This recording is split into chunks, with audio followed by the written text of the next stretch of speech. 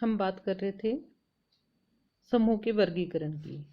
मैं आपको बता रही थी हम की भावना के आधार पर जो समूह बनते हैं, जो इसे हम अंतः समूह और बाह्य समूह कहते हैं।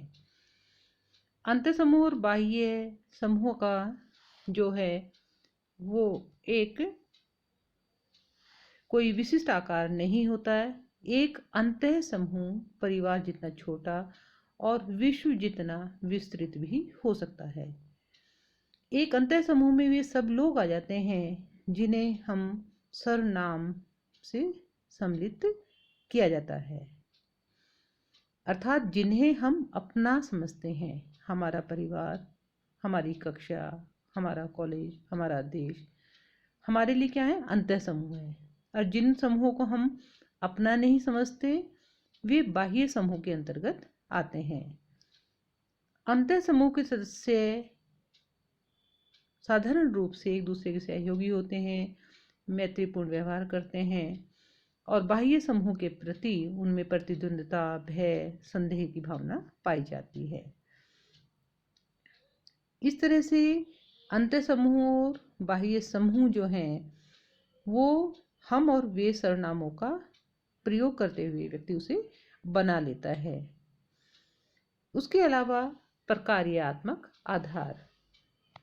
प्रकार्यात्मक आधार पर व्यक्तियों की विभिन्न आवश्यकताओं को पूरा करने के लिए भिन्न भिन्न प्रकार के समूह निर्मित होते हैं। व्यक्ति की जैसे शैक्षणिक आवश्यकता है, व्यावसायिक है, राजनीतिक है, बौद्धिक, कलात्मक, मनोरंजनात्मक, इनकी पूर्ति के लिए विभिन्न समूह होते हैं।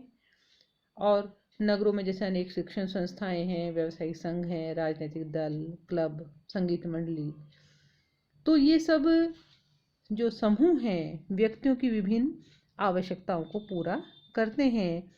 और इन समूहों को ऐच्छिक या अनैच्छिक समूह के रूप में भी गिलिन और क्लिन ने समझाया है। ऐच्छिक और अनैच्छिक यानी कि जिनके आवश्यकता होती है उसका वो सदस्य बनता है और जिसका जो आवश्यकता नहीं होती उसका सदस्य नहीं बनता। प्रकार्यात्मक समूह सामाजिक परिवर्तन लाने में महत्वपूर्ण भूमिका निभाते हैं।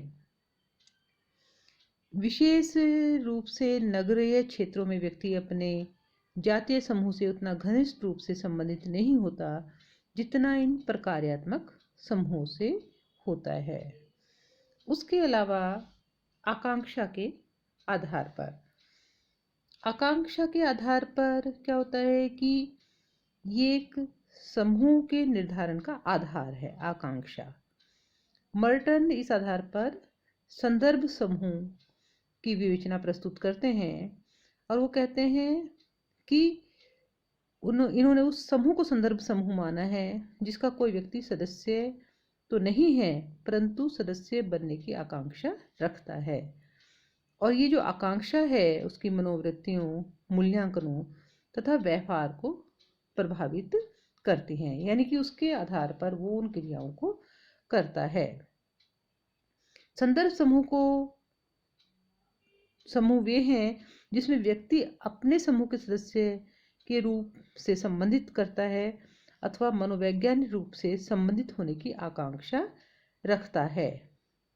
और उस समूह के जो आदर्श हैं, मूल्य, आचरण, प्रतिमान जिनके हम सदस्य नहीं होते उसको आदर्श मान लेते हैं, इसलिए उस समूह से कम वैज्ञानिक तौर पर संबंध बनाए रखना चाहते हैं या संबंध बनाने की आकांक्षा रखते हैं।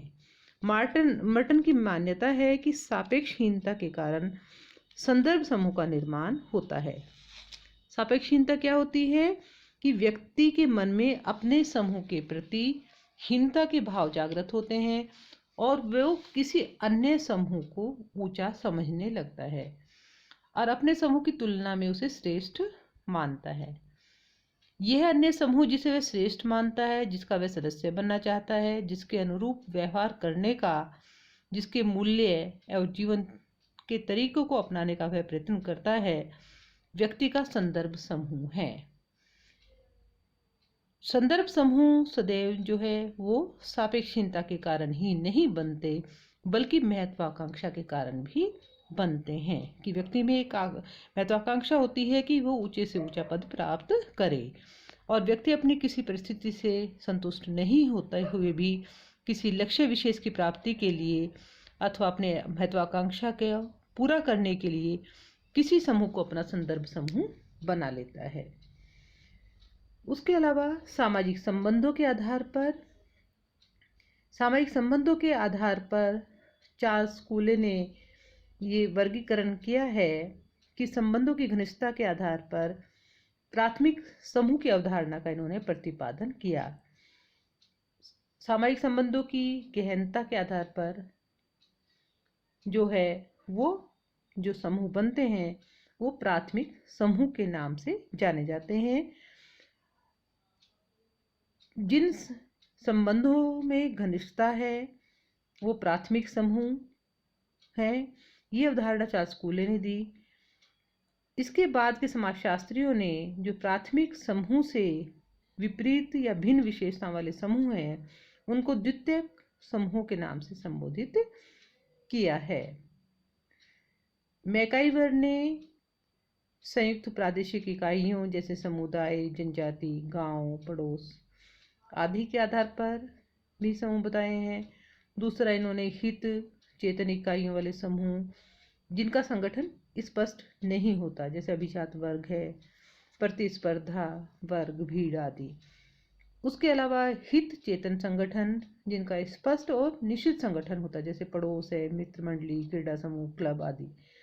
तो इस तरह से सामाजिक समूह के वर्गीकरण को अलग अलग लोगों ने अलग अलग तरीके से बताया है। इसी के साथ हमारा ये टॉपिक कंप्लीट होता है। धन्यवाद।